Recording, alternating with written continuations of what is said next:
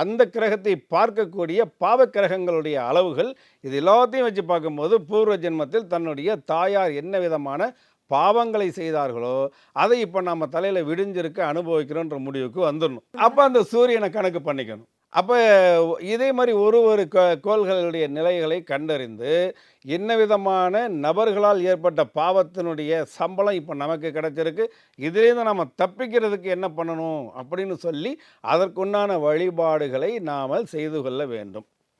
அப்போ உங்களுடைய கேள்வி என்ன? அப்படி வழிபாடுகளை செய்யும் பொழுது இந்த கர்மாவை சித்தர்கள் வாங்கி கொள்வார்களா?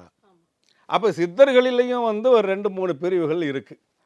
அதாவது உன் கர்மாவை நீதாண்டா அனுபவிக்கணும்னு சொல்லக்கூடிய சித்தர்களும் இருக்கிறார்கள். இல்லை நீ என்னை சரணடைந்து விட்டதால் உன்னுடைய கர்மாவை நான் வாங்கிக்கிறேன் நீ போன்னு சொல்லி அந்த கர்மாவை வாங்கி கொண்டு அதனுடைய தாக்கத்தை அனுபவித்த சித்தர்களும் இருக்கார்கள். இப்போ ரமண மகரிஷியெல்லாம் பார்த்துருக்கோம். அவர்களுக்கெல்லாம் உடல் ரீதியான பிரச்சனைகள் வந்தது. அவங்க வந்த பக்தர்களிடமிருந்து பெற்றுக்கொண்ட கர்மாவனுடைய அளவு. கணக்கம்பட்டி சித்தர் இருந்தார். அவருக்கு காலில் புண்ணு வந்துச்சு, கஷ்டப்பட்டார். ஏன் சித்தருக்கு எதுக்காக புண்ணு வரணும்? அது அவருடைய உடல் வேதனை அல்ல, வர்றவங்கள்ட்ட வாங்கின கர்மா. அப்போ அதையும் சரி பண்ணால் மட்டும்தான் அவர்கள் ஒரு சரியான நிலைப்பாட்டுக்கு சூட்சும உலகத்தில் இருந்து